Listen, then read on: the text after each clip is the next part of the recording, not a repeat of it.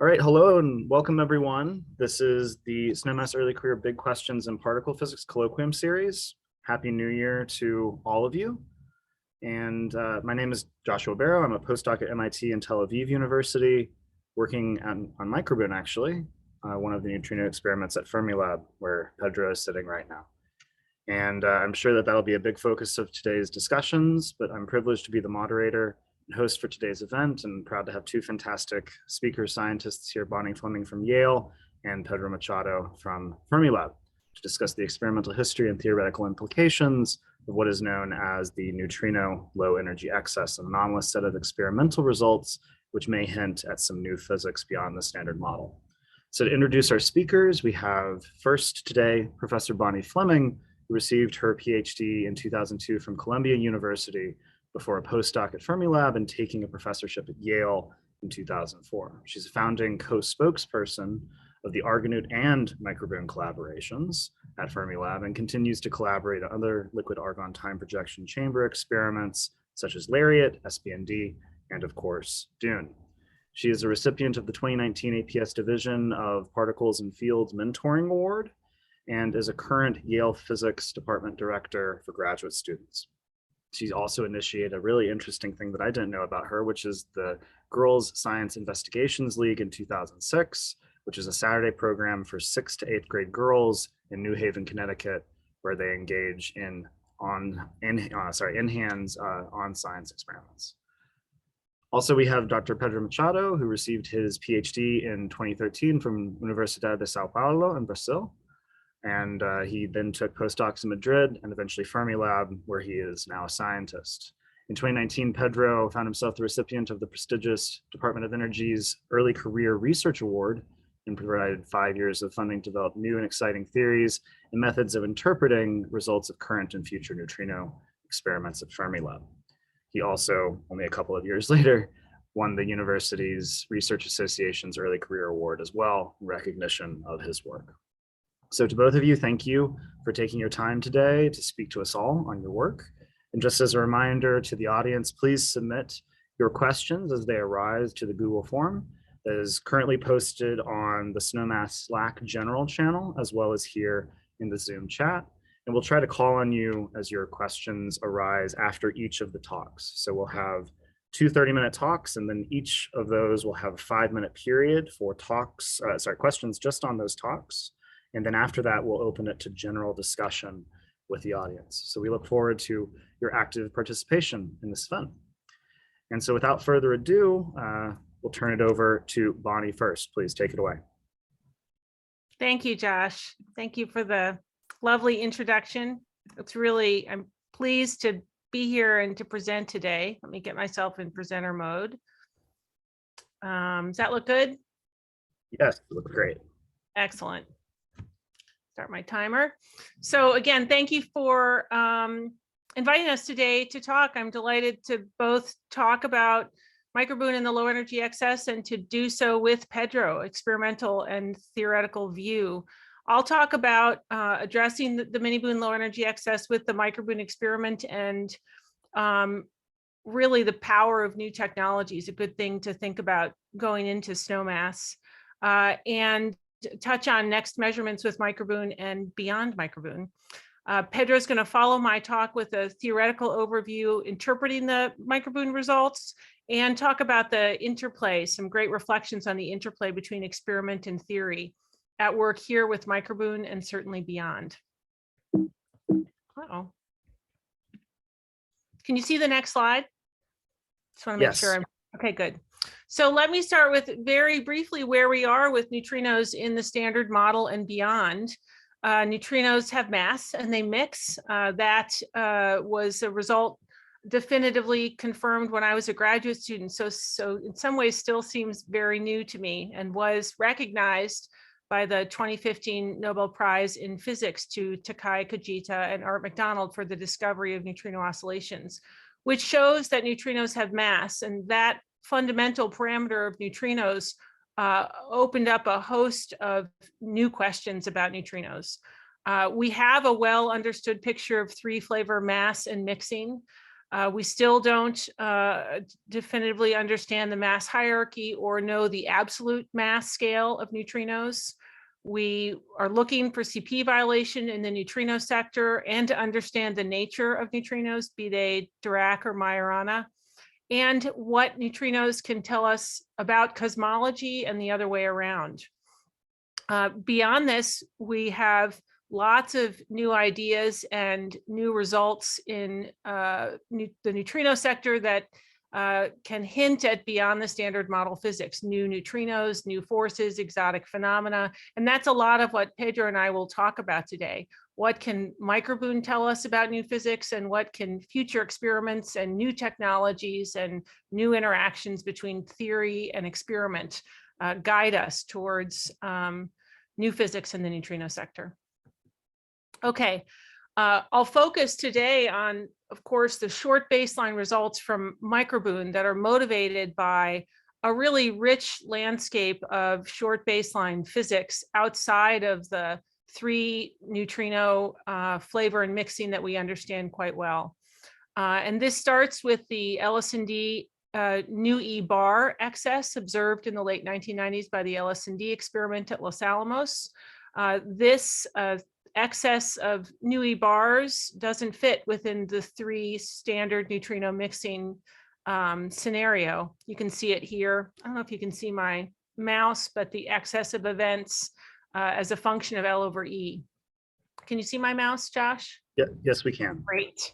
The MiniBooNE experiment went on to address LS&D and again sees an excess of events at low energies, the so-called low energy excess rising above this background shown here.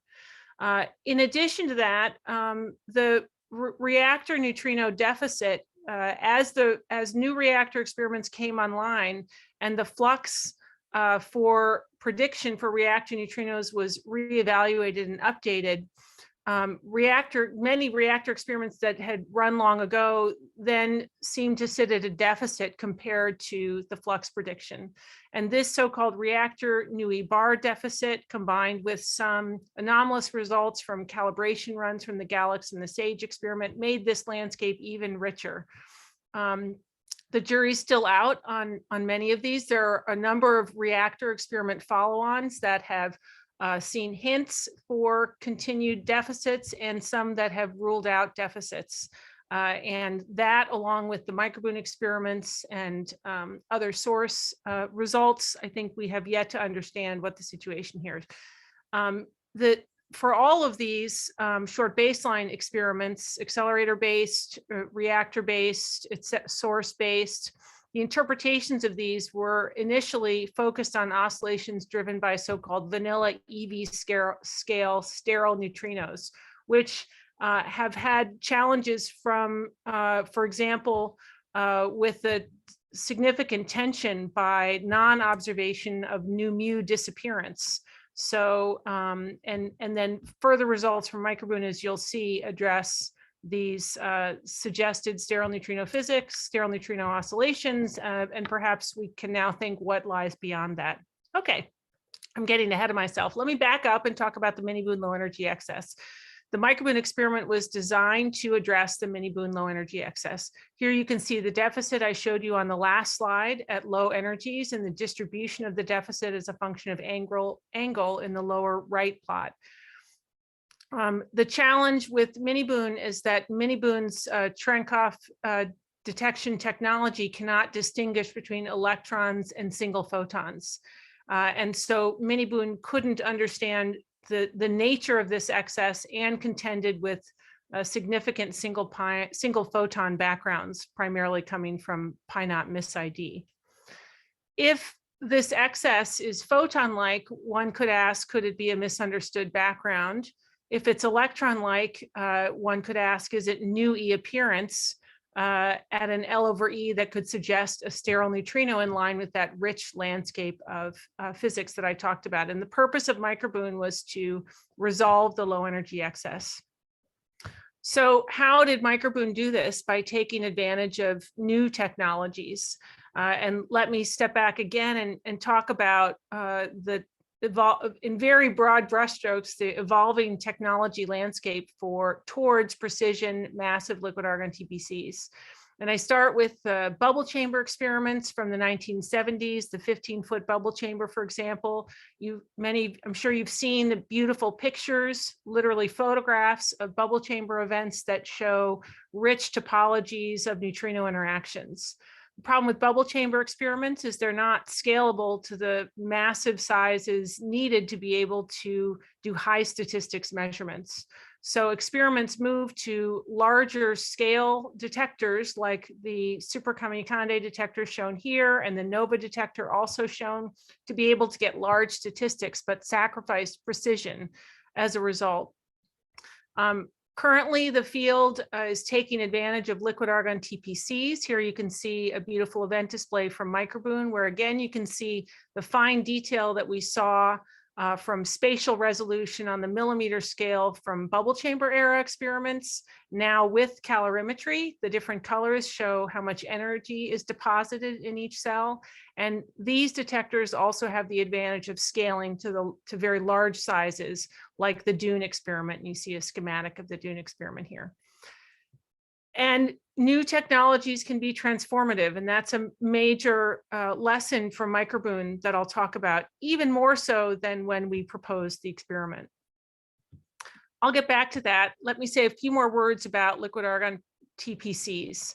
The concept for using liquid argon as a total absorption calorimeter came around in the 1970s with a seminal paper from Bill Willis and Belko Radica in 1974 that proposed using liquid argon to get high statistics, because as a detector media, it's abundant and cheap, to capitalize on the fact that you could collect both an ionization signal from charged particles passing through liquid argon as well as scintillation light produced. And the paper laid out an electrode geometry and signal processing to be able to extract the data from the liquid argon. The 1976 paper from David Nygren laid out the concept of a TPC as a 4-pi charged particle detector to be able to do 3D reconstruction in a fully active volume.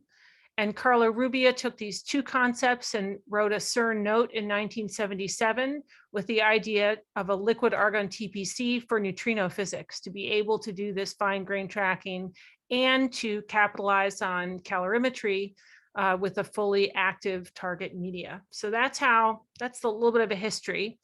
How do they work? I think many people in this audience know, but just to briefly go through it, a charged particle enters the liquid argon and ionizes the liquid argon as it passes through. And these ionization trails are drifted via high voltage to the edge of the detector, where they're passed through anode wire planes or can be read out in some other way. For neutrino physics, you know when the beam goes through the detector, so you have a T0, and from that you can project back in the third dimension to where the tracks were in the detector and get these beautiful images. In addition to that, you have scintillation light produced in the detector at 128 nanometers, which we shift to the visible and collect by PMTs or other light collection devices in the detector. There was a long path to developing these detectors, primarily R&D first in Europe and more recently in the US, starting with small test stands with short drift, ionization drift to the edge of the detector. Then seeing neutrino interactions, for example, with a small TPC just downstream, upstream of the Nomad detector and the T600 at Gran Sasso. There were early efforts in the US in the 1970s and then a hiatus until the 2000s, where we started to develop both test stands and small experiments to see neutrino interactions. The MicroBooNE experiment was born in 2007, and it was, in fact, the same month that we saw first elongated tracks in the US following Herb Chen's work in the 1970s in a small TPC. The exact same month, April 2007, was the month that the MiniBooNE experiment presented first results and showed the low energy excess. So the birth of MicroBooNE was really bringing together these two ideas, address the low energy excess observed by MiniBooNE, but with the technology that could differentiate electrons from photons, and really try to understand what MiniBooNE was seeing. And right from the start, it was both a physics and an R&D and experiment, which is an unusual combination. Physics in the sense that we were trying to understand the low energy excess, and technology in the sense that we recognize that this is potentially scalable precision technology for next generation of experiments. And that has turned out to be true as we walk towards Dune. So very exciting. So a few more specifics on MicroBooNE. MicroBooNE sits on the booster neutrino beamline at Fermilab, which is created from HeV protons from the booster that creates a beam of primarily muon type neutrinos. The MicroBooNE detector is here just upstream of the MiniBooNE detector, and the newer experiments, Icarus downstream of this is running, and SBND as a near detector is right here as a near detector is under construction. So a lot going on. This is a picture of the kind of a nerve-wracking day when we lowered the experiment into the detector hall at MicroBooNE, again, just upstream of the MiniBooNE experiment. And here's a sense of the flux, which, as I said, note the log plot, primarily muon neutrinos, with a small component of nu mu bars and 0.5% of background intrinsic nu e's. Okay, so as an R&D experiment, our first success with MicroBooNE was that it worked, really. It took us about 3 years from the start of TPC construction in 2012 to starting of data taking in 2015. Some of the most notable R&D successes include developing and then successfully running and reading out with cold, low noise electronics. Prior to this, electronics for liquid argon TPCs, like for the T600, were outside of the detector. Certainly easier to get to and fix or upgrade because they were outside of the detector, but compromised by the long wires it takes to get signals out, and therefore more noise, not as good signal to noise. The other success is excellent, actually near perfect purity, better than we expected, for the first time in an unevacuable, fully instrumented experiment. And this required developing new non-proprietary filter systems to clean oxygen and hydrogen impurities out of the argon to go from the part per million impurity levels that you can buy to the tens of part per trillion level needed to be able to drift ionization electron tracks over many meters to the edge of the detector. In terms of non-evacuable, of course, when you evacuate a volume, you can clean it out from those impurities, and you can't do that with larger detectors. It's prohibitive. So through some predecessor test stands and with MicroBooNE, we developed an argon gas purge to clean the detector out before filling it with ultra pure liquid argon. MicroBooNE has a laser calibration system, which are essentially fake muons, which can help calibrate the detector and understand space charge in the detector and other things. And then many firsts with respect to detector physics in general, measuring diffusion, measuring the lifetime, trying to dope the detector, understanding light production and collection, and high voltage, and understanding all of these things over a long period of time with stable long-term running, collecting on the order of 500,000 interactions over 5 years. So it was both a relief when we first turned on the high voltage and saw that the detector worked, and a relief after 5 years of stable running, and lots of lessons learned along the way. Those lessons, as we went, we wrote up into papers, again, recognizing the fact that MicroBooNE is both a physics experiment and an R&D experiment, and all that we learned for R&D, we wanted to review and publish for the short baseline and the long baseline program as we went. And the culmination of this, at least at the moment, is our first low energy excess signature results photon mode, photon LEE, which were presented on October 1st at a special wine and cheese, and electron mode at the end of the same month in a special wine and cheese. Okay, the other big success that in terms of R&D is what we think of as physics R&D, and of course it helped us get the physics out, and that was the ability to simulate, reconstruct, and analyze those 500,000 events and learn what they can tell us. I remember the moment we first looked at an Argonaut event many years ago. It was beautiful, beautiful detail, great, the much smaller detector, but great, it worked. And I remember being both so excited and totally scared to think, how are we actually going to extract all of the information from the image into a physics experiment? And that's been a real challenge, and that's what I would call physics R&D, is to be able to translate in a fully automated way all that your eye can see into different classes of events and to extract the physics from it. Okay.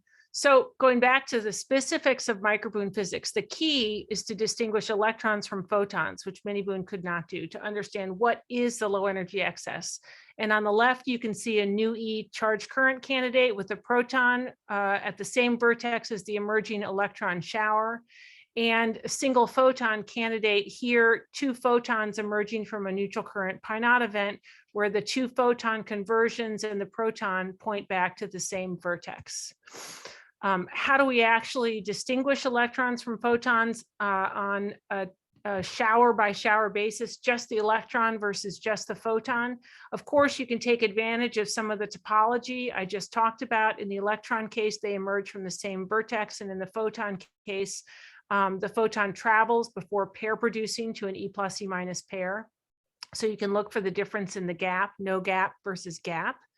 In addition to that, you can look at the very start of the shower in the electron case versus the photon case and look at the energy deposited, where in the photon case, since you have an E+ E- pair, you should have twice the energy deposited as compared to the electron case. And on the right here, you can see a plot of the electron peak and the photon peak for a class of events where you can see that the photon deposits on the order of twice as much energy in the first about 4 centimeters of the track compared to the electron. So this was really critical to our first estimates of, can we do this experiment? And I'll talk about that in a second. The other thing I don't want to lose sight of is what I think we didn't appreciate when we first proposed MicroBooNE is how much we would learn from seeing the hadronic final states. So here you can see I've circled these 2 proton tracks, and we can ask what and how many hadrons are produced. And that has been able to see those, and other hadrons have really shown us how much we can learn from these detectors. So with the MiniBooNE signal, it was one signal, the low energy excess, which could have been either electrons or photons. With the MicroBooNE proposal, we suggested we could separate out the low energy excess into either a photon or an electron through the process I just described. What we have shown with our first results is, in fact, much richer differentiation between just electrons and photons by also differentiating using the final state hadrons. So our first results, which are highlighted in yellow and at the bottom here, separate out 1E0P, 1E1P, 1E-NP, and 1E anything. And in photon mode, the same thing. We can separate out between events that have 0 protons versus events that have 1 proton. And there's more that we can do, shown in white, which will be the subject of future results, looking for E+ E- pairs and looking for an inclusive gamma sample. So even this is the message of new technologies often give you more than you even thought of to begin with. We can do a lot more on MicroBooNE than we realized at the time that we proposed the experiment, when we already thought these are beautiful detectors, but hadn't really appreciated what we could learn. Okay, so what is our series of first results? I'll go a little quicker through these slides, partially for lack of time, but maybe also many of you have seen these talks before. We have a single photon analysis, which targeted interpretation of the low energy excess in terms of NC delta hypothesis. And we presented those results where we didn't see an excess, as I'll show you in October. Here they are. We had two modes where we looked for single photons with a proton and a single photon without a proton. And the plots above show the data compared to the prediction, unconstrained, and then using our data to constrain the backgrounds and the error. And for each, you can see that we're in agreement with the predicted background events. So we disfavor the interpretation of the MiniBooNE anomalous excess as a factor of a little bit more than 3 enhancement to the rate of NC delta production in favor of the nominal prediction. In terms of looking for nu E excess, we had 3 different analyses, all of them blind. One which focused on 2-body charge current quasi-elastic interactions, 1 proton, 1 electron. A second which focused on semi-inclusive nu E scattering without any final state pions, and a third which was fully inclusive. I'm going to say a bit more of a detail about reconstruction for the fully inclusive analysis, but please refer to the very long wine and cheese event at the end of October for more details on all of these, or the papers which are on the archive. No matter what, these 3 independent analyses had the same general conclusions. And as I'll say later, they were all blind analyses. So we learned not long before our presentation, in fact, what the answer was, but we developed all 3 of these independent analyses with fully automated event reconstructions, with different topologies, with different reconstruction paradigms, and then open the box, and to first order, they have the same general conclusions. All of them take advantage of the imaging capabilities of liquid argon TPCs and the calorimetry to be able to do excellent high purity event signal selection and background rejection.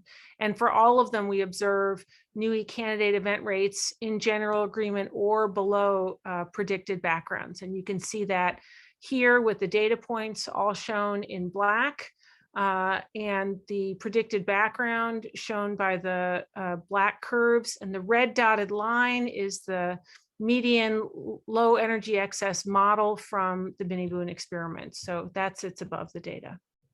Okay, let me walk a little bit through wire cell reconstruction just to give you a general idea of how reconstruction works in the detectors. They start with noise filtering and signal processing, so rather noisy, fuzzy images through to much better looking images.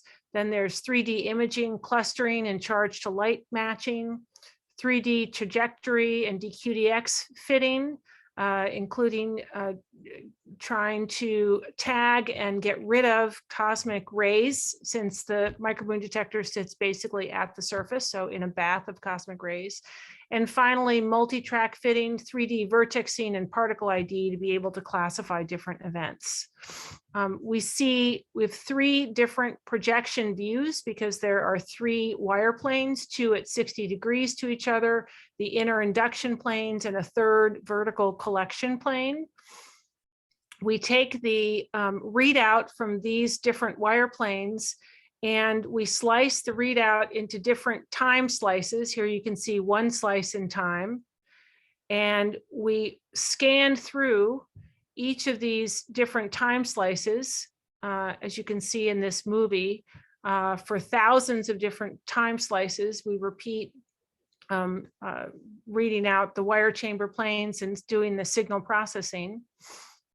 And with that, we put together in 3D all of the events we see in the detector, as without yet separating into specific different event clusters, but we take advantage of pattern recognition tools to begin to try to separate different types of interactions. And you can see then we classify the different types of interactions by the different colors shown here. And then we can use the matching between the charge that we see and the time measured by the photomultiplier tubes, so-called charge many-to-many matching, to differentiate which are cosmic rays and what in this event is the actual neutrino interaction. Okay, so the goal there to first order is to select the neutrino events out of the huge bath of cosmic rays. We start with 1 to 20,000 neutrinos to cosmics, and after generic neutrino selection, we end with about 5 to 1 neutrinos to cosmics. So we have a high nu mu and nu e signal selection efficiency with good purity at this generic neutrino selection phase, which you can see from the 2 plots on the right. And once we have those selected neutrino events, we apply a number of other reconstruction and pattern recognition tools to be able to end up with a class of nu mu interactions shown on the left and nu e interactions shown on the right.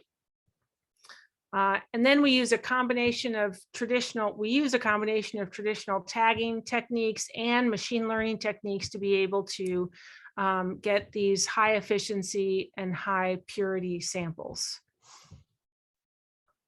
So we finally do a 7-channel selection fit to where the signal are the fully contained nu e CC events, and we take advantage of a number of different sidebands as control samples and to constrain flux and cross-section systematics to be able to do our best at extracting the nu e charge current signal.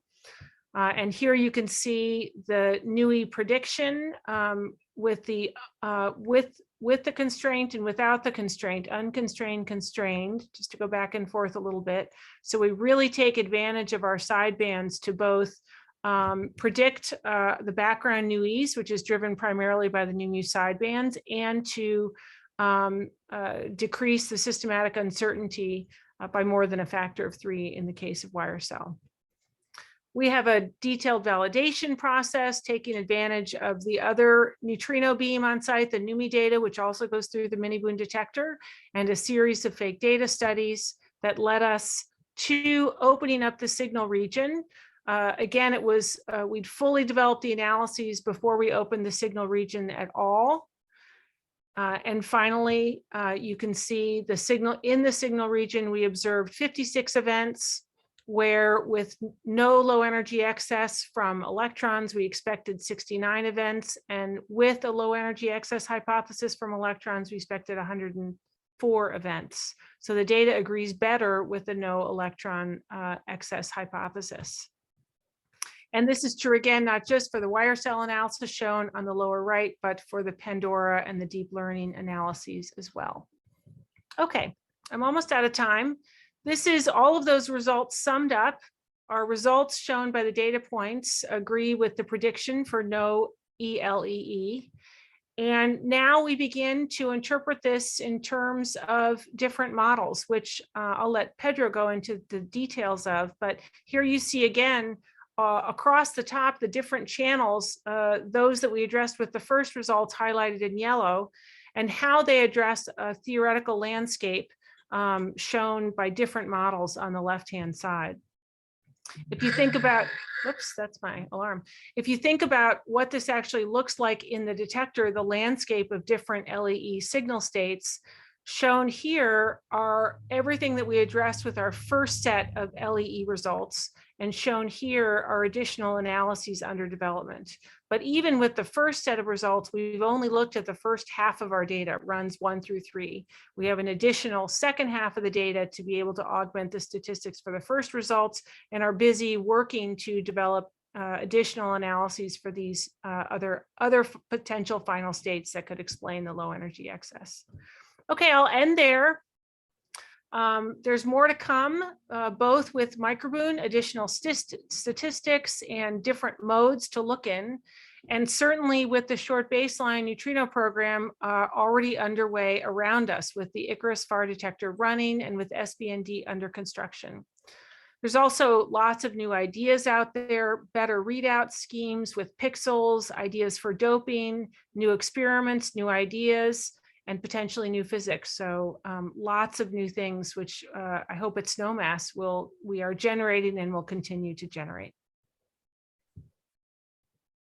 Thank you, Bonnie.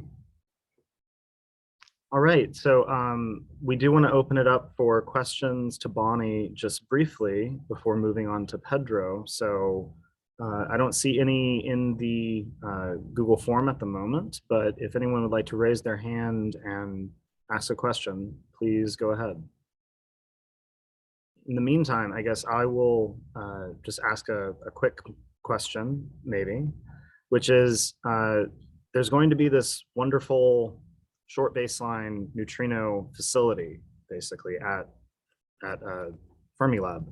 When we look at Icarus, SBND, and MicroBooNE, is there any plan to have all three running at once or two of them running? What's the ultimate goal for the facility in general? Well, MicroBooNE is no longer running. We're in what's called a so-called dormant state. So we could come back up for more operations, but there's currently not a plan to do so. We're sorting out what the plan is for MicroBooNE. Icarus is running. SBND is about 2 years from the start of running, and they will run concurrently. And with Icarus, we bring a much larger detector, so much increased statistics, and at a slightly different baseline than MicroBooNE. With SBND as a near detector, it brings an unoscillated flux, should there be some kind of oscillations, and tremendous statistics because they're so close to the neutrino source. So I think there's just enormous more amounts to learn, even with the current MicroBooNE data set and, oh my gosh, even with the too many devices, the current MicroBooNE data set, again, which we're still analyzing, and with Icarus and SBND starting out. Sure, and there's been efforts from the T2K and NOVA collaborations to do joint fits for some of their own oscillation experiments. Do you know of any efforts or plans for efforts to have a kind of a three-way analysis fit between all of the liquid argon time rejection chambers at Fermilab? Oh, with MicroBooNE and Icarus and SBND, absolutely. The three experiments share a physics group and have for several years. So exactly how and when that will happen, maybe we haven't worked out yet, but there's but the idea for sharing the data sets and joint oscillations has been underway for a long time, definitely. Sure. And then unless anyone else has another question, I'll just keep going here. As far as Snowmass is concerned, what excites you most about the next steps for liquid argon time rejection chambers as a technology moving toward DUNE, or I think is it Athena or Theia, I should say?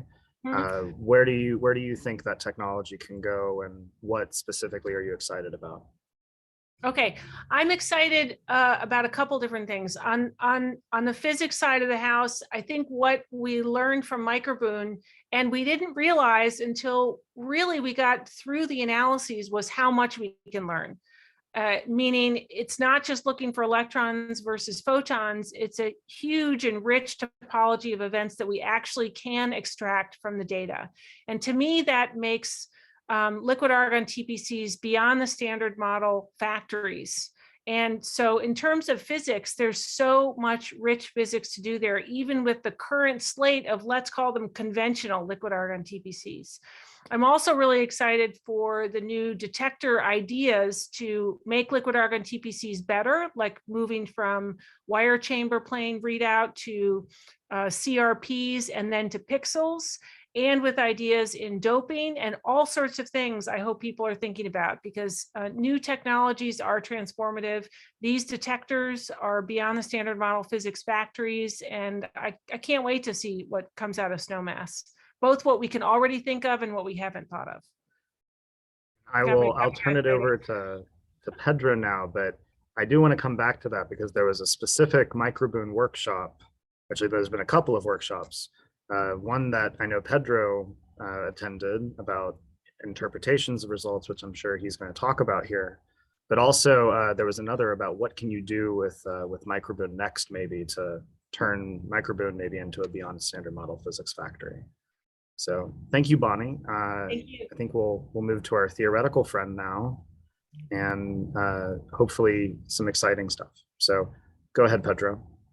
All right, let me share my screen.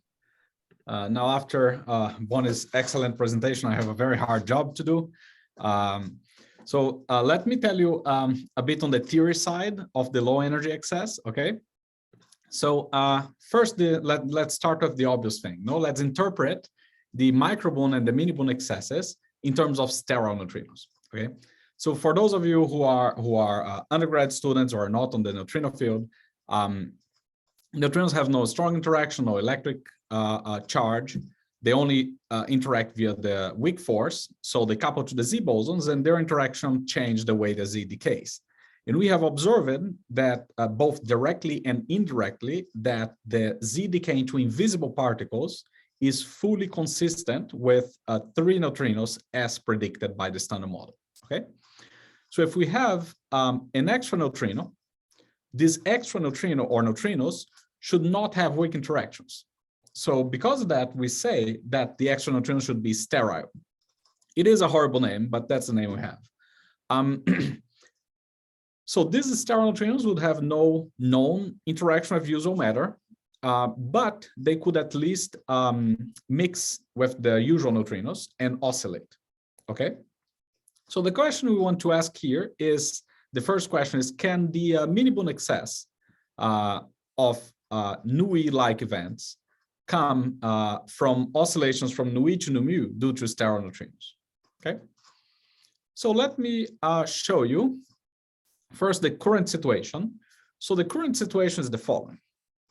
Within the sterile neutrino framework, if you have nu-mus oscillating to nu-es, that necessarily indicates, that necessarily requires that nu-es disappear and that nu-mu disappear in similar baselines, right? So we are talking about short baselines. So because of that, we can actually over-constrain the model. So we look for appearance of nu-es in nu-mu beams like in MiniBooNE or in MicroBooNE, and we can compare that to disappearance of electron neutrinos, for example, in reactor neutrinos, as Bonnie mentioned it, or disappearance of muon neutrinos, for example, in MINOS or in IceCube, okay? And in a nutshell, the problem is that there is a tension in this interpretation of all experimental data. And this tension comes particularly due to the disappearance data. So here I'm showing you the result of our global fit, where basically this is the mass splitting between the light neutrinos and the sterile, which is supposed to be a little bit heavier, about 1 eV or so, that scale, and the effective mixing angle that induces nu-mu to nu-e transitions, okay? So here in red is the preferred region by all appearance only experiments. So this has no MicroBooNE here, okay? So this is from 2018. So this is MiniBooNE, LSND, Carmen, etc. Nevertheless, when you calculate the preferred region for the disappearance experiments, you get this the region to the left of the blue lines.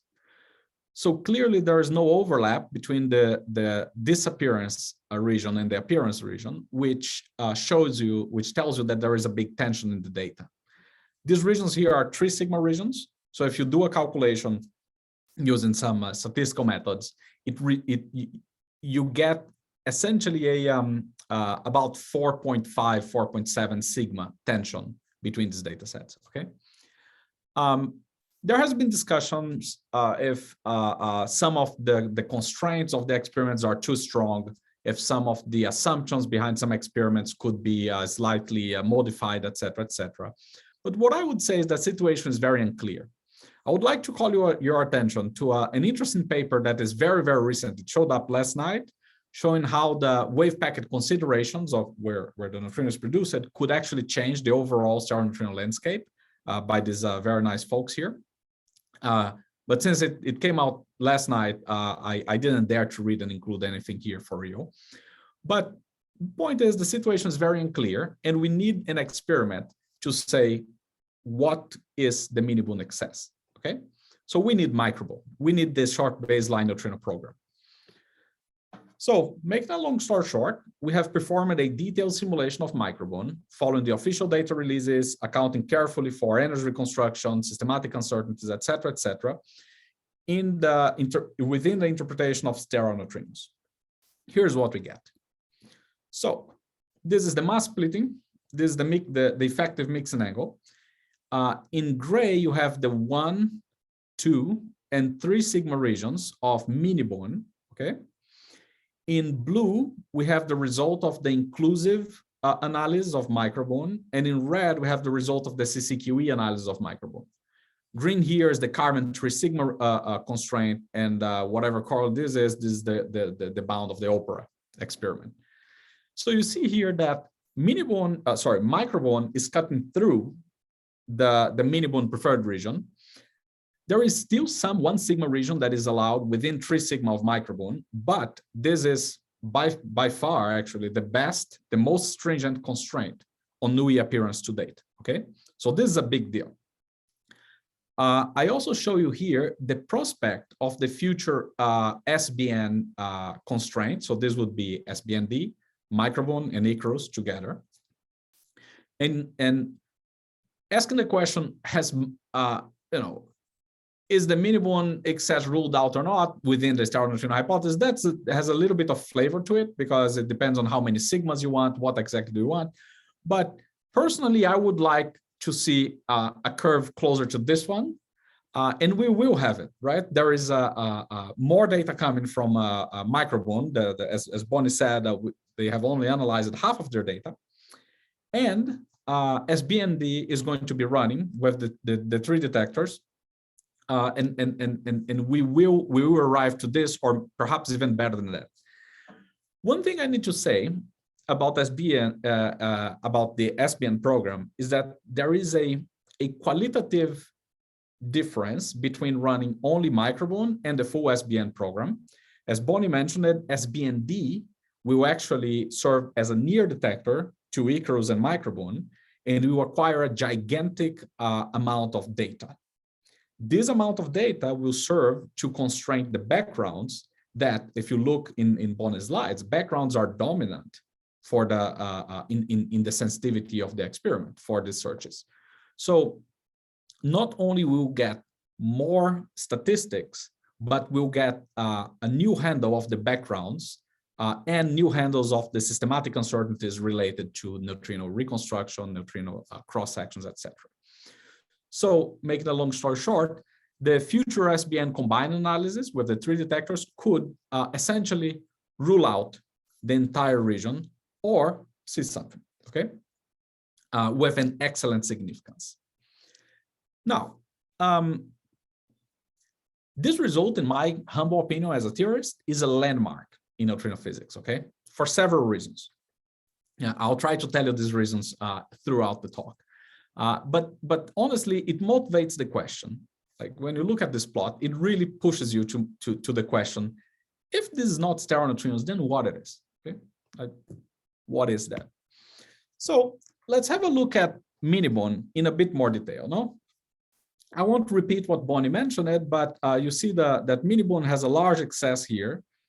Data doesn't lie. There is an excess with respect to the expectations. Of course, you might question the expectations, but we clearly see an excess here. And the question is, if the obvious explanation, for example, in terms of sterile neutrinos, if eventually they don't work at all, how do we explain this data? Okay. We could explain this data from an experimental side. I'm not going to talk about that, or from a beyond standard model physics side. Now, to do that, it's good to take a step back and look at the experiment again, okay? So, as BooNE mentioned, the MiniBooNE detector, we keep talking about an excess of NUI, right, an excess of electron neutrinos, but this is an interpretation of the excess. What the detector actually sees to distinguish particles is Cherenkov light. So when a charged particle traverses the detector, it emits Cherenkov light in a specific pattern. And by looking at the pattern, you identify the flavor of the particle. For example, a muon emits Cherenkov light in a like disc-like pattern here. At least it's detected as disc-like a pattern. while electrons has a fuzzy ring, okay? And photons are invisible. Photons do not emit Cherenkov light, but within a medium, photons can actually convert to a very collimated plus minus pair. And this plus minus pair will essentially do the same as a single electron. So if you had a pi naught decaying, you have two photons. If these two photons convert, you have two electron-like rings. And by distinguishing the two electron-like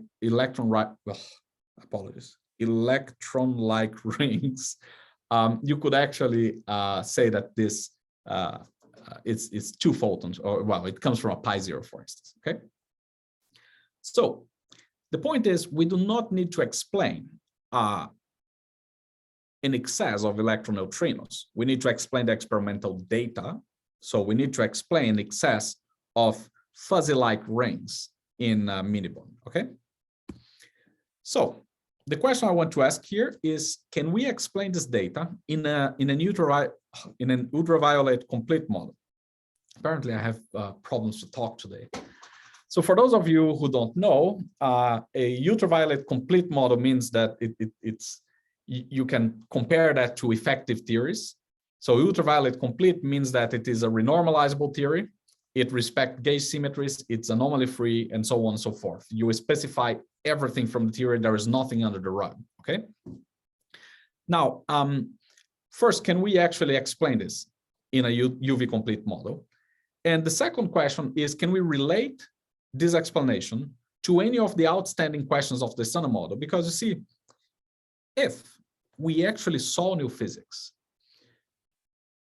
as a theorist, something tells me that this new physics is not just there. It needs to answer some of our questions. Maybe this is just wishful thinking, but it needs to answer some of the questions that we have been asking in the last 20 years. So for example, can this be related to the origin of neutrino masses? And I'll just present to you one of these possibilities. There are several others, but I'll present to you one of these possibilities, and I'll try to relate to what BooNE said in her talk, okay, in her part of the talk. So the answer here is yes, obviously, if I'm asking the question. And let me show you how we can build up a model that explains neutrino masses and MiniBooNE. Okay, so let's start with the following setup. Let's assume that there exist right-handed neutrinos. If you look at other fermions, you know, there are right-handed electrons, right-handed quarks, right-handed this, right-handed that, right-handed neutrinos. But now let's say that they're actually part of the dark sector with their own interactions, okay? They could do that very easily. The right-handed neutrinos are singlets of the standard model gauge symmetry. But the interesting thing is that if they have their own interactions, the fact that they're part of this dark sector forbids neutrino masses, just the way that standard model fermions would be massless without a Higgs boson, okay? So to come up with neutrino masses here, the first thing we need to do is to break the symmetry in the dark sector. So we come up with a Higgs-like mechanism in the dark sector that will break the symmetry. This will give mass to the right-handed neutrinos. It will give mass to whatever gauge boson exists in the dark sector. But still, we didn't make a connection between this dark sector and the weak sector, okay? So the connection is the second thing we need, the last ingredient, which is mixing. If we have mixing between neutrinos and these dark neutrinos, plus this breaking of this dark symmetry, what happens is very interesting, that the dark neutrino masses, they came from the breaking of this dark sector, they kind of leak to the light neutrinos because of the mixing. But in this leakage, or you know, when they are transmitted to the light neutrinos, because the dark neutrinos also had interactions, the very same mixing also induced new interactions on the neutrino side, okay? For the experts, this is what I'm talking about. If you look at this diagram very carefully, you can figure out the entire model. But the idea is very similar. The dark sector breaking propagates to neutrino masses, right? The vacuum expectation value here propagates to neutrino masses, and it induces several new things that could be phenomenologically observed in neutrino experiments. There is a new interaction. Neutrinos mix with what we are going to call these dark neutrinos, and in this kind of setups, there is nothing that forbids a photon mixing with this dark Z boson. Okay, So because of mixins everywhere, and this mixins is what explains the neutrino masses, we are going to have a new force in the neutrino sector, in the light neutrino sector, that could be ultimately related to the excess that MiniBooNE observed, okay? I will apologize because I'm very bad at keeping my conventions right. So you see, I use a nu dark here, but I use an N over there, or use a Z dark, I will use Z prime. I apologize for that, but hopefully whoever is awake can follow that. Okay, so in a nutshell, making a long story short again, what we have is the following. When you produce neutrinos in your beam in MiniBooNE, these neutrinos come, get to the detector, and they could scatter on carbon, right? MiniBooNE is a CH2, I guess. So they could scatter on carbon, and this scattering could be either standard model or this new physics, right? This new small interaction that neutrinos have. So they could actually upscatter to these dark neutrinos, okay? The upscattering follow through this mixing between neutrinos and dark neutrinos, and the mixing between the dark Z bosons and the photon. Now, these dark neutrinos, because they have this new interaction, they can decay, again, via the same interactions to neutrinos and these dark neutrinos. And again, because of mixing this the dark neutrinos can decay to neutrinos and dark Z bosons. And because of the mixing here, the dark Z bosons can decay to E plus E minus. If this E plus E minus pair is sufficiently collimated, the fuzzy rings here of the electron and the positron, they could be on top of each other, and then you cannot distinguish that from a single electron, okay, in MiniBooNE. So this explains the MiniBooNE excess fairly well. There are several variations of the model. I'm just saying things in general. It explains the excess very well, fairly well.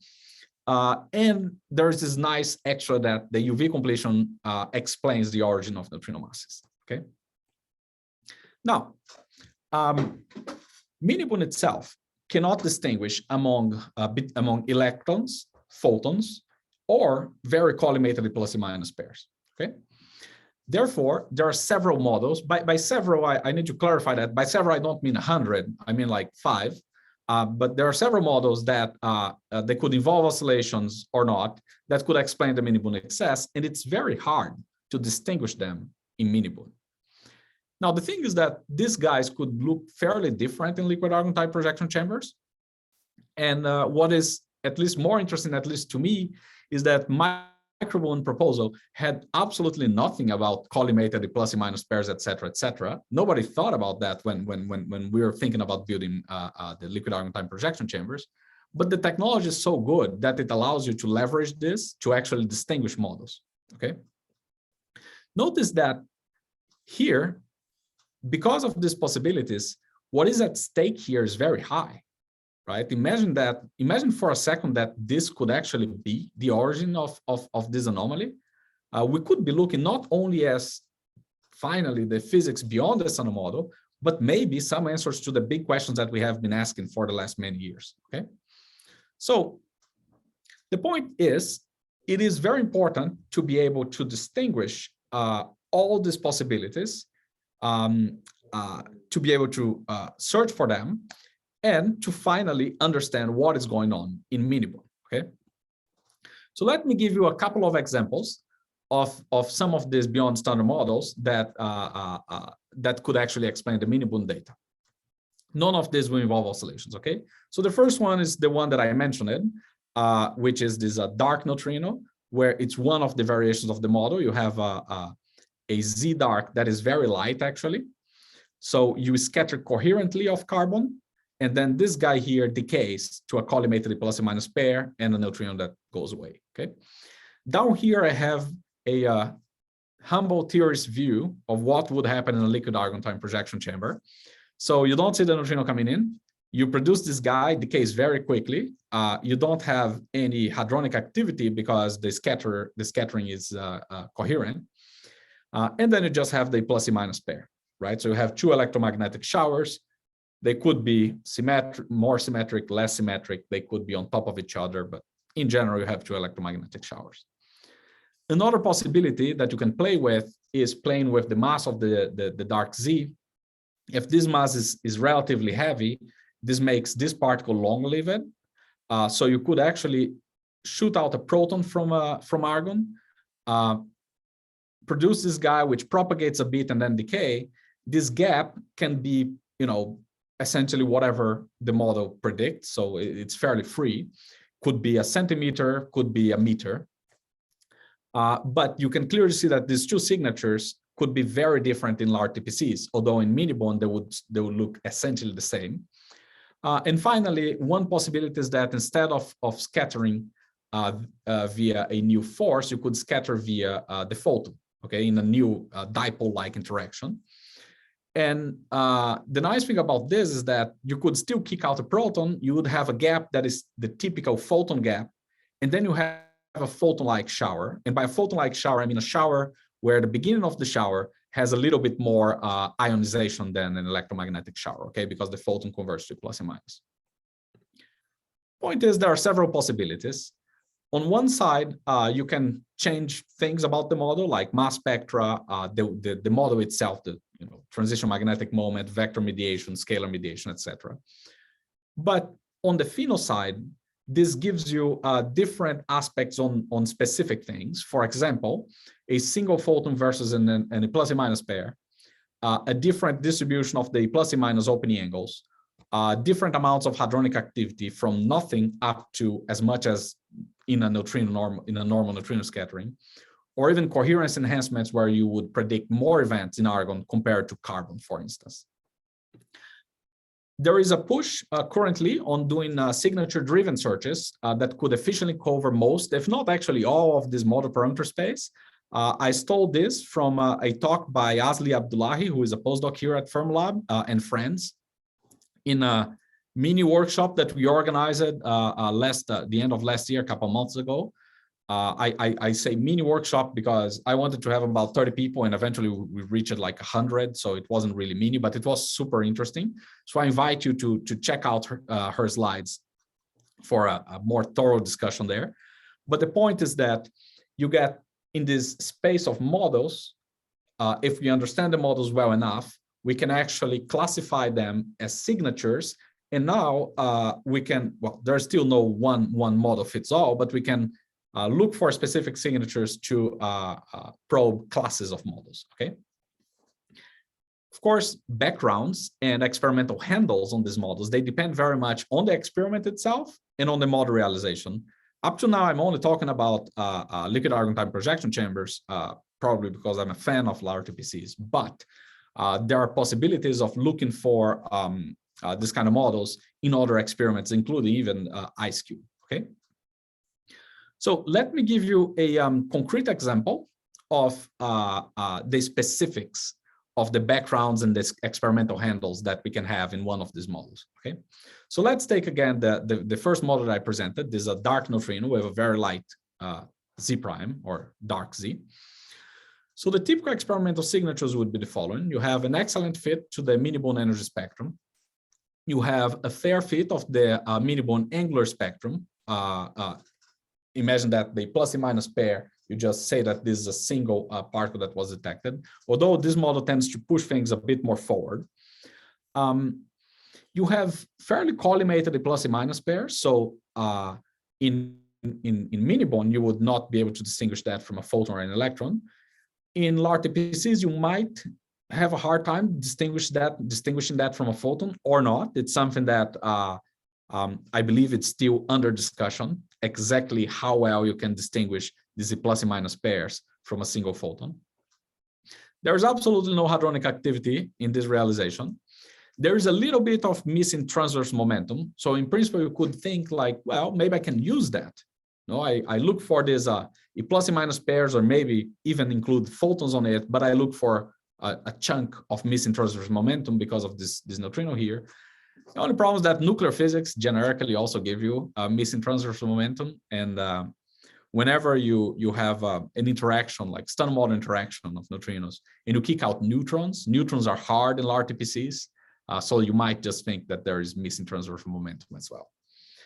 And depending on how well you can reconstruct the independent showers, their angles and energies, their directions and energies, You could actually reconstruct the invariant mass of this particle, though that's very light, so that should be very hard, but it is a possibility. In LArTPCs, the backgrounds, the main backgrounds would probably be any shower misidentification. And the reason why I say that is because although in a theorist point of view, this is an electromagnetic shower, electrons at low energies like 100 MeV, they do not shower that much. It's not like a beautiful textbook shower. So just identifying two independent showers may be actually non-trivial. There could be things like coherent photon productions, as photons are actually backgrounds for this, or mis-ID pi naughts, where the pi naught decays to 2 photons, and then one of the photons is lost either because it leaves the detector or because it's too low energy, etc. Okay, but the point here that I want to make is that, you see, in telling how we can probe this model, not only I need to go on the details of the theory side, but I need to go on the very like nitty-gritty details of the experimental side. And because my backgrounds are standard model processes, I need to go into the details of the neutrino nucleus interactions, which is not completely trivial, okay? As I told you before, the nice thing about running SBND, one of the nice things is that we will have a gigantic statistics in the near detector, which can serve to tune some of these backgrounds, okay? We of course, MicroBooNE did tuning on the backgrounds, and we do the best we can, but these backgrounds are always very, very, very hard, okay? Having more handles on backgrounds really help. So what I wanted to say here is that to probe these models, we do need a deep understanding of the non-trivial interplay between neutrino nuclear interactions, between the smoking gun signatures of the models themselves and the experimental capabilities. So we need to understand in a nutshell theory and experiment at the same time. In my humble opinion, but this is just me, I don't think anyone can do that alone, okay? This, especially liquid argon time projection chambers and most neutrino experiments, they are highly non-trivial, okay? The way you reconstruct events, the way you classify events, what you see, what you can't see, it's highly non-trivial. And on the theory side, it might be hard for experimentalists who are working all the time on this non-trivial experimental business to understand everything that is happening on the theory side. So naively, I would say that I don't think anybody can do it alone. So my message here is that we need to talk, to brainstorm, and to collaborate more. I would also like to highlight this, again, this SBN theory workshop that we organized. The goal of the meeting was to get theorists and experimentalists together to push for the field, okay? And I think right now we hit a level of complexity and precision that we need collaboration between theorists and experimentalists to push the field. More than that, I think, at least, especially in the theory side, we do not only need collaboration between theorists in general, like neutrino theorists. We need theorists from several areas. We need cross sections, we need BSM, we need neutrino folks, and so on and so forth. Okay. So since I think we are a little bit over time, let me try to finish this with a reflection. Okay. So I won't offer you conclusions. I'll just offer a reflection. We are living in an era of precision neutrino physics. The MiniBooNE excess is a 0.3% of the number of events of the new mu flux. Okay. So 0.3% is precision physics by definition almost. Precision means new opportunities. So for example, probing the mechanisms of neutrino masses in MicroBooNE. But to benefit from these opportunities, we need to leverage not only the unique details of the experimental side, but also the unique details on the theory side. Okay. So this technology, particularly the liquid argon TPC technology, has that we pushed in the last Snowmass, is available, and it is more than, at least naively, what I thought it would be. On the experimental side, it can do much more than what it was planned, and on the theory side, because of all these new capabilities, it has pushed for a lot of creativity on model building and on new search proposals for models and etc. So to me, again, to fully explore these opportunities, we need a vibrant collaboration between theorists and experimentalists. And this collaboration, if we manage to get there, will expand the physics of the neutrino program and push both theory and experiment communities to their fullest, okay? And this is a good example of this talk. Know that half of the talk was an experimentalist, the other half a theorist. Of course, that these are nice words, it's much easier said than done. So I won't offer you a conclusion here. I'll just ask you if you're up for the challenge. So thank you. Thank you, Pedro. Sorry, thank you. So we are now in the question period for Pedro before moving to general discussion for both of our speakers. We do have a couple of questions here. On slide 19, Pedro, actually, if you share your slides once more, sorry about that. That's fine. The mid-panel interaction looks very much like a pi naught decay to 2 photons. How can you distinguish from the heavy dark neutrino? It is hard. Ideally, to answer this question properly, I need the help of an experimentalist, but I'll try to do it myself. So if you produce a pi naught, for example, I think I had here, okay? If you produce a pi naught coherently or via a delta transition where you kick out a neutron, the hadronic interactions here, they will not help you for anything. So if you produce a pi naught with a proton, like if depending on if you scatter on a proton here, delta plus and a proton, then you would be able to see this guy here. So actually the pi naught signature can be similar to these two things, okay?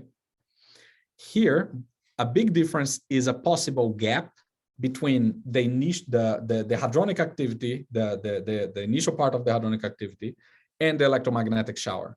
Pi naught will decay very, very promptly. When they decay to 2 photons, the photons will propagate and then give you 2 electromagnetic showers. But these electromagnetic showers, they will be pointing to the middle of nowhere, a point, the same point, but in the middle of nowhere. Here, you are pointing away from this interaction vertex here, okay? So you can identify a gap, which is different from the gap from the pi naught. Here is harder, right? If the pi naught decays to 2 photons and these photons convert very quickly, which can happen, no? The typical conversion length for photons is like between 10 to 20 centimeters. So it can happen that they convert within less than 1 centimeter of each other. You could actually have the 2 electromagnetic showers on top of themselves. One thing you can try to leverage is that when a photon converts, it converts to a plus and minus, you have twice the ionization of an electron. So you might be able to look at this extra ionization at the beginning of the showers. This is not a 0-1 choice. There is a continuous there. It's not completely trivial, but I'm sure that there is a lot of work in this direction. Thanks. One more. Suppose we find out with some confidence that the excess is due to E plus E minus from new neutrino interactions. Can we conclude that we have definitely learned something about neutrino masses? And what do we do next? We cannot conclude we have definitely learned something about neutrino masses, okay? And this is general for anything we discover. It's very hard to conclude that we have definitely detected the model predicted by A, B, or C, okay?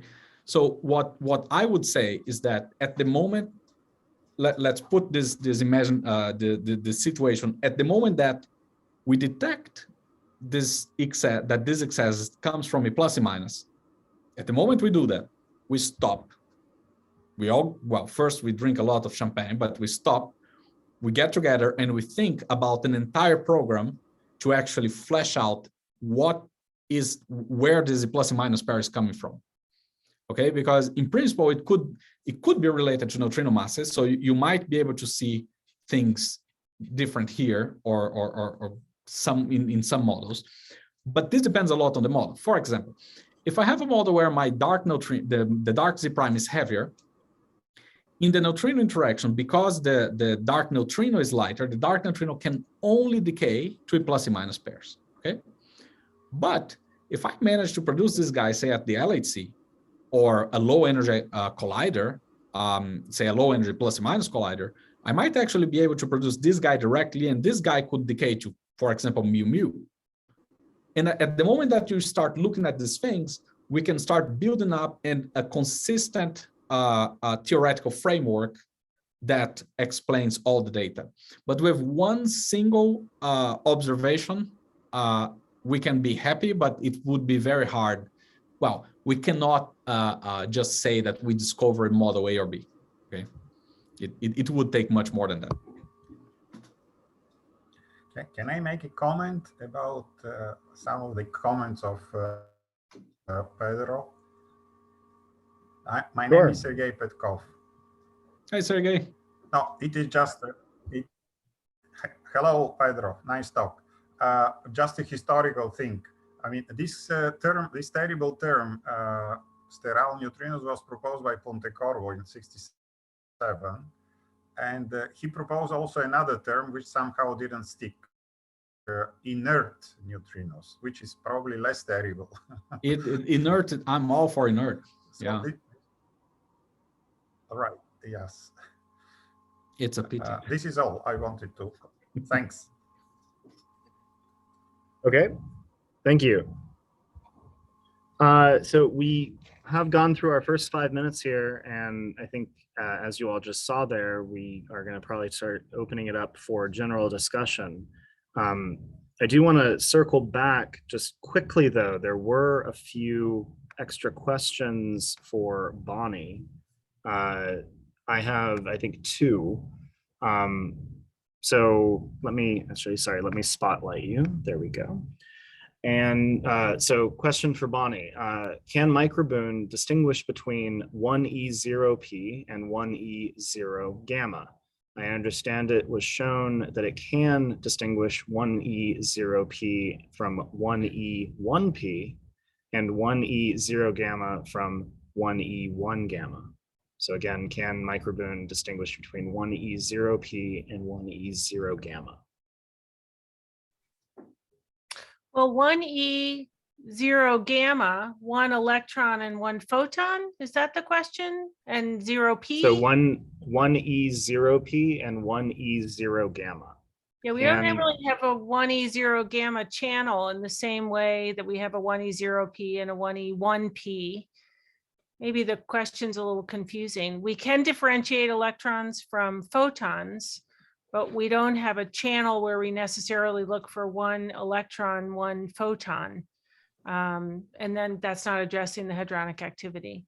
So anyway, the short answer is we can differentiate electrons from photons using, well, depending upon the event, some topological constraints and individually through calorimetry. So I would say yes, if that were something we were looking for. Great. And we have another, I think, couple of questions from Carlos. Go ahead. Hello, hey BooNE, hey Pedro, Hi. wonderful talks. Hey, hey. I have a question, which is, there are two very exciting MicroBooNE results, the one about the deltas and then about the electrons. And I think we have thought a lot about the electrons, but the deltas are, I mean, for me, the biggest standard model kind of background that exists there, right? And so as a standard model background, we should really doubt at 5 sigma level. And the MicroBooNE constraint is somewhere like between 2 and 3 sigma. I don't remember exactly the number. But my question is, what is the prospect to get a delta constraint to say 4 sigma or something really high, like in SBND or combining everything? Can we do that? Well, I can't give you an exact number because the analyses are ongoing, but we're even just with the MicroBooNE data, there's both analyses underway to improve on the single gamma result, interpreting in terms of delta goes to n gamma, to do an inclusive single gamma result. So not assuming it follows a model of delta goes to n gamma, and of course, adding in the second half of the statistics. So on all fronts, even just with MicroBooNE, I think we'll see improvements. With the whole SBN program, I mean, SBND collects a year's worth of MicroBooNE data in a month. And I might even have that wrong. It might be better than that. If I do have it wrong, an SBNDer can correct me. I am one as well. But so there's just a monumental amount of statistics we expect with SBND. And in that case, I think we'll be able to look through things with a fine tooth comb in all those different modes. There's also near detector at BooNE, so that'll be a whole other load of statistics. Yeah. Yeah, I hope that we can get a plot like the one about the stellar sensitivity, but the same one for the deltas, right? Yes, I really am curious. You're right. I mean, it will be much more statistics, but will we get to the number? Yeah. Good idea. Work on it. Thanks, Carlos. Also, for those of you who spied it in Pedro's talk, Carlos has a new paper out that everyone should read. So also a couple more coming in here. So for Pedro, if this model were true, how likely do you think it is that these dark neutrinos are somehow connected to dark matter? That's a good question. The word dark there is a misnomer, I guess. At least when we wrote these things, we didn't think about dark matter at all. But I mean, in principle, I need to distinguish what is wishful thinking from what is like science, right? And what I'm going to say is wishful thinking. If we detect a new sector, like hidden from the standard model, my wishful thinking is it needs to talk to dark matter somehow. But can I prove that to you? Obviously not, right? But I think if we would see something, a complete, like a whole sector, not one single particle over there, just a whole sector separated from the standard model with its own dynamics, honestly, that pushes for dark matter very, very, very strongly in this connected to the sector. But again, that's wishful thinking. There's nothing on the theory side that I can tell you it is this or that. And another one, I think, for Pedro. Is there an intuitive way to understand why a Z prime that decays to E plus E minus wouldn't have been seen at E plus E minus colliders? Can searches be designed at, for example, E plus E minus colliders that can probe these same models? I think this is kind of directly talking about, I think the FCC has a planned E plus E minus mode for some period of time. So there are a couple of things to this. So if you look at high energy colliders, high energy plus or minus, take LAP. In principle, if you have something that you produce in the case of plus or minus, you should be able to see it. The problem is that, you see, when you're talking about neutrino physics, we are talking about things that interact very, very, very, very little. And the MiniBooNE excess is 0.3% of something that interacts very, very, very little. So if you try to look for these things at LAP, the gigantic photon background will completely kill the signal. There are experiments that would actually be better to do that. For instance, fixed target experiments, where you shoot a beam of electrons on a target, and you might produce new particles there. These particles could propagate and then decay in a detector. Now, the deal there is the following. If the coupling of this new particle is very, very, very small, the coupling of this Z prime to electrons, this guy just doesn't decay. Even if you produce it, it might just like go through the detector and leave. If the coupling is too large, you might produce a lot of these guys. Too large, it's relative to something which I'll not tell you what. But if the coupling is too large, it might actually decay too fast. So it decays before reaching your detector. So all these experiments, they have a sweet spot, which is typically like a big region of parameter space where they can look for things, but they can't look for everything.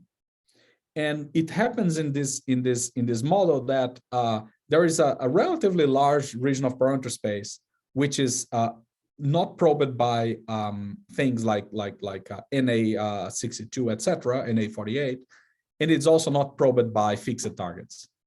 So I guess the answer is you can probe with these things, but there is a viable allowed region, a viable region in parameter space, which is allowed by current data. Future experiments will be better probing that. That's what Snowmass is all about, of course. Okay, I have some questions, but I will give it just a minute here. Does anyone else have any other questions for either of our speakers? Because otherwise I'm going to get into like a kind of a controversial topic, but something I would like to get the opinion of both of you on.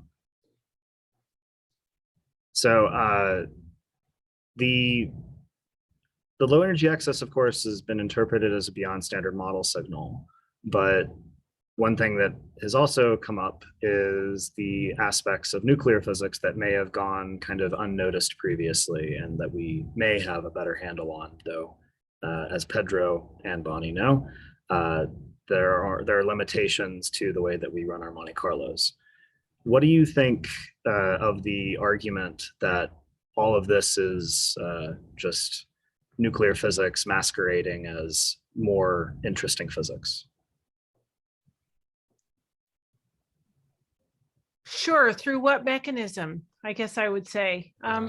For sure, nuclear physics is, there's a lot that we don't know, but even with the MiniBooNE experiment, it stood the test of time through significant advances in nuclear physics. And we've put all of our best knowledge of and uncertainties in nuclear physics into the MicroBooNE measurement and went into the MiniBooNE measurement. The other thing is that in both experiments, the NUI appearance takes advantage of the new mu data and of the other data sets on the experiment to constrain the signal and the backgrounds and the errors. So if there's something going on in nuclear physics that creates the low energy excess, you'd think you'd see the same kind of effects where relevant in the new mu samples, which we use to constrain the NUIs.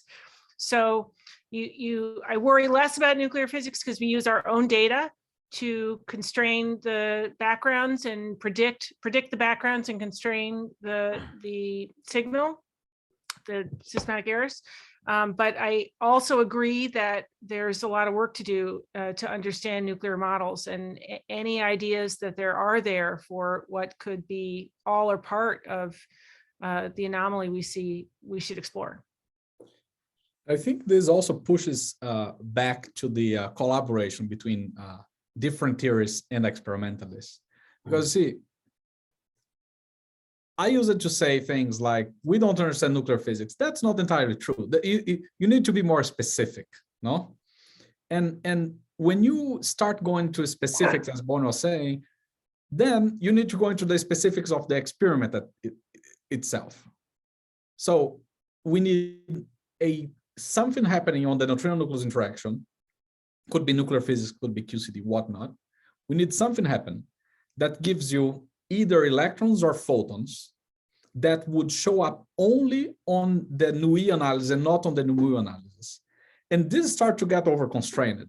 So although I would never say that we are done with nuclear physics, we are done with neutrino-nucleus interactions, because we're not, but I think this is an excellent topic that we should sit down and look at more carefully between experimentalists and theorists.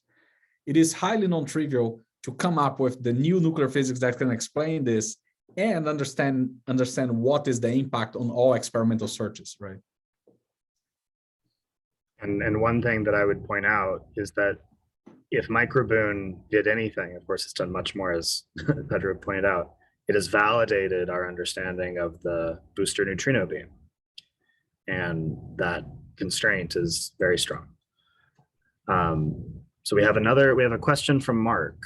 Mark, would you like to unmute and maybe turn on your video? Sure, why not? Hi, hey Pedro, Bonnie, great talk. Really enjoyed that. That was great fun. I have a question based on one comment you both said, basically, because Pedro, you pointed out that E plus E minuses just weren't referenced in the MicroBooNE proposal because this wasn't how we were thinking. This is a kind of evolution of thought over time. And the fact that the MicroBooNE experiment was, like you said, Bonnie, an R&D experiment almost as much as it was a physics experiment. So I guess this is a question more for Bonnie, but given what we know now, given MicroBooNE's first results, what would you have done? What would you change about the MicroBooNE design or detector to make what we're currently thinking a bit more feasible? Or is there any kind of is there any simple, obvious design choices you would now change? That's a good question. In terms of addressing the low energy excess, if that's still our goal, I mean, there's nothing. I would make sure that the wire planes worked perfectly. Since 10% of our wire signal readouts don't work, I would make sure we could get up to high voltage, which we showed we can do, but we didn't for the majority of the run. I guess I can't think of anything specific except better spatial resolution. I'm not sure how we would do that. We already have 3 millimeter wire pitch. Maybe if you went to some pixel detector with better resolution, you could have better spatial resolution. In general, not sure this would be impactful specifically for the low energy excess, but I find that while the dark matter experiments collect a lot, that use liquid noble gases collect a lot of light and use that as a really primary mechanism, and the neutrino experiments collect a lot of charge and use light as a secondary measurement, I feel like the ultimate detector, be it for the low energy excess or beyond the standard model physics, would be to do a better job at both at the same time. That is not easy. How, when you're doing a great job at collecting charge, can you collect a lot of light? And if you want to, at a minimum, it's quite expensive. But I feel like that is one big avenue, in addition to maybe more standard ideas like better spatial resolution, where we might gain. I don't know specifically what that would gain you in terms of E plus E minus versus single photon versus single electron, but new technologies are transformative. I'm sure we learn a lot. Does that answer your question at all, Mark? Yeah, no, that's great. Lots of food for thought, especially, for Snowmass. Thanks. Great. Thank you, Mark. Any other questions from the audience? We are near the end of our time together today. I do want to leave with kind of one last question, which is to both of you, of course. And that is, what do you want to see the most come out of Snowmass from both of your perspectives as an experimentalist and as a theorist? What kinds of support, what kinds of experiments are you looking forward to the most? Or theories, for that matter? Who should we start with, Pedro? I'm happy to start. You can go for it. Ladies first. Okay. Since I'm an experimentalist, I'll start with new detector technologies are transformative. And with liquid argon TPCs, it took a while to develop them from a concept to realization. And then we realized we can get even more out of them than we thought we could. So from a detector junkie perspective, new ideas and new detector technologies are a wonderful thing to come out of Snowmass. Finding near-term goals to address really interesting physics. Pedro said several times, talked about if we actually understood the low energy excess, there would be a host of other questions. If we see that there's something in the dark sector, oh my God, there's a host of other questions. And we need to realize that with new experiments and new detector technologies. I fully agree, actually. On the theory side, one thing that I would really like to see is a vibrant experimental program, diverse experimental program. This may be biased on the way I do physics, but without data, I just stay in my basement. Okay, I don't come to Fermilab. I need data. And I think right now we are kind of desperate for data, and there's data coming. This is great. On a more theory side, I think I would like to see a more coherent push, a more vibrant collaboration between theorists and experimentalists, a more vibrant collaboration between theorists in different areas, and a way that we can push the field with higher quality, more creativity, and more strength. And I can only see that if we pair up. I don't think doing things alone is very, very, very hard because we have become extremely experts on tiny pieces of knowledge, right? So combining different knowledges, for me, it's a big deal that we should achieve in the next years. And this both on the theory side and theory plus experiment, etc. Absolutely. All right, with that, I think we're going to end our, oh, Matt, you have a question. Well, you're the chair. You can end this whenever you No, want. no, So- you work for BooNE, right? So you have to be able to ask her a question. Okay, I'll ask a question. It's Snowmass related, which is, it strikes me how BooNE, you said, the short baseline program, liquid argon TPCs, and MicroBooNE in general are becoming BSM factories. Pedro, you answered a question saying that, if we found some evidence for BSM interactions, your intuition or your gut would say it has something to do with dark matter.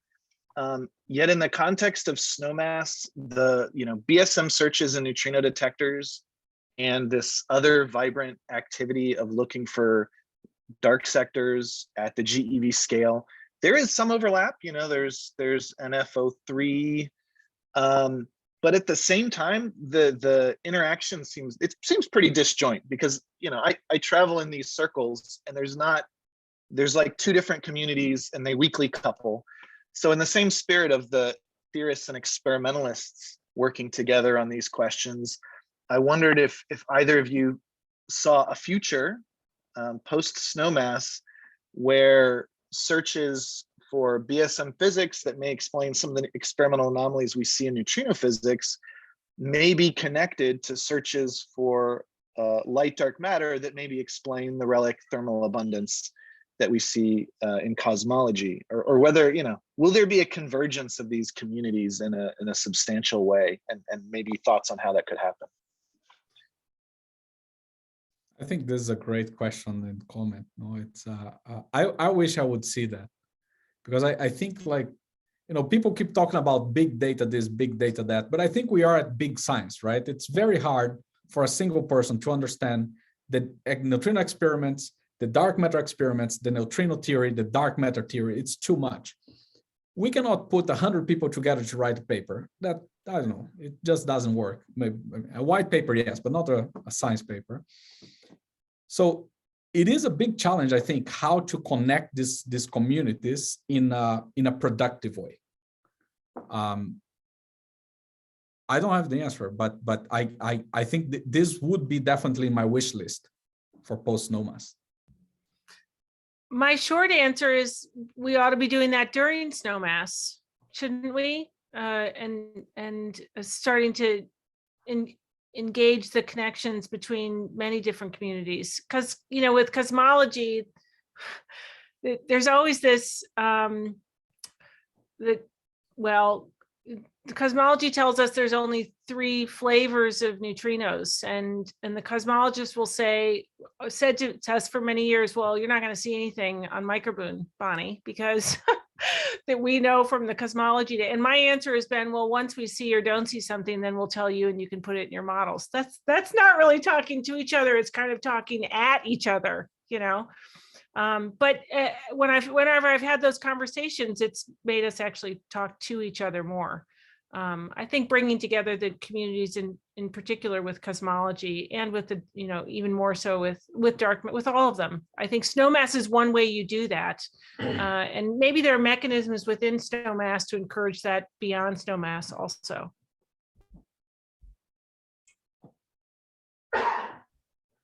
Thanks. Thanks, Matt. Okay, any last comments or questions? All right, well, with that, I want to thank our speakers again, Bonnie and Pedro. Thank you for giving us your time today. And we look forward to continuing discussion throughout Snowmass with both of you, with theory on one side and experiment on the other, hopefully completing the whole. So with that, we'll end today's session. This session will be on YouTube later, and we will have the slides from Pedro and Bonnie posted on the Indico. So with that, thank you all for attending and have a great weekend and happy snowmassing. All right. Thank Thanks you. a lot.